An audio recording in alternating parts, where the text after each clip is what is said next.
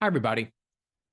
What I want to talk about today is how can you use enablement staffing as a strategic advantage for you in winning deals and you're increasing the deal velocity that you're working on. And so I want to go deep on that. I want to break this into two different parts. I think first, I think about who's at the helm, who's your enablement leader.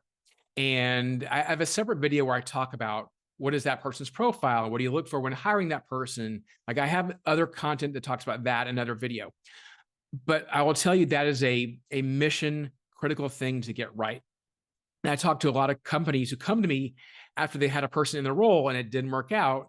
And there's a lot to unwind: bad hires, bad practices, the sales organization has a bad taste in their mouth about enablement. And so getting it right is absolutely critical, especially right now when the deals are fewer and far between. The sales team is a little bit on edge, but we got to get that right. And so the the problem though is finding the right person for your culture, for your go-to-market size, all and segment. That's always been a needle in the haystack in the best of times. But right now, what it is, it's the same needle, but in a bigger haystack. There are more people looking for work, more people who are kind of chirping in and maybe they look good on paper, they have great experience, they have work for your competitor or in the same industry, but are they right? And so I think that's still the challenge of finding the right person for the role, but it's worse, harder than ever before. But the second part of this, which is even more interesting, and it's a function of the times, is how do you use your hires strategically to accelerate your go-to-market?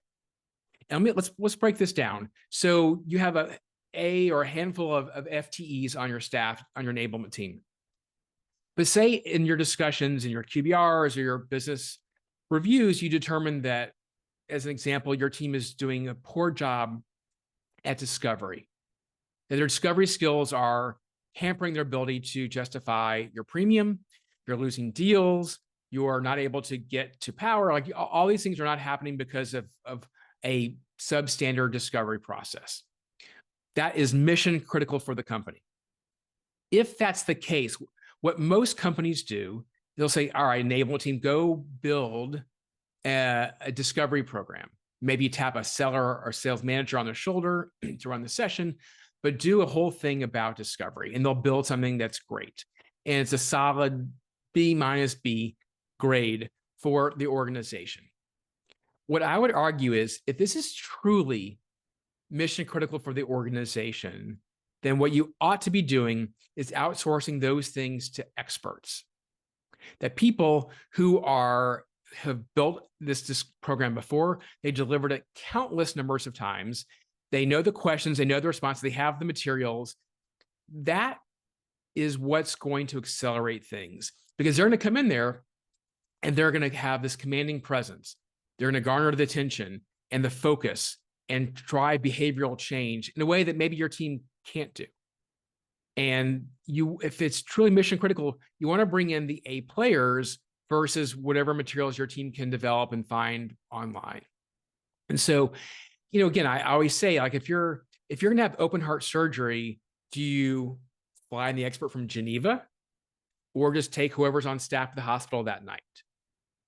You want the expert from Geneva, right? It's mission critical to fix your heart. And so I think the same thing holds true here, that the things, whether it's discovery or soft skills or whatever that is for you, whatever the mission critical thing is for you, you've got to get it right. And what I'll tell you is this is the right time to outsource things like that, where they're discrete, they're time bound, and you bring in the experts who can help you truly knock that out of the park. Otherwise, it's not going to give this mission critical thing the lift that it needs to have.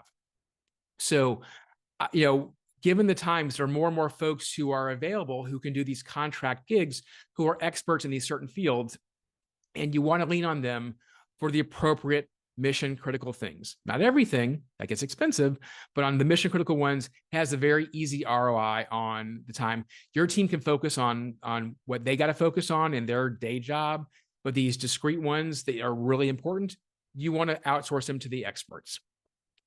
That is really important because it means you're leveraging your resourcing the right way. You're not hiring additional FTEs to do these other projects. You're just going to outsource just these small ones where you need to. and it has an absolute big ROI on your time and on your money. So I would think about how you staff this is a critical part of how you navigate the times, but also moving forward. This is not just a 2023 thing. What I will tell you is, as I look ahead 2, 3, 4, 5 years, this is a big part of how every enablement team should be staffed. It's some FTEs and contractors for discrete roles that are important to the organization that you don't have the expertise for, or it's too mission critical to try and do yourself. So think about these things and understand that your staffing, if you get it right, will absolutely be a strategic advantage for you. Good luck, everybody.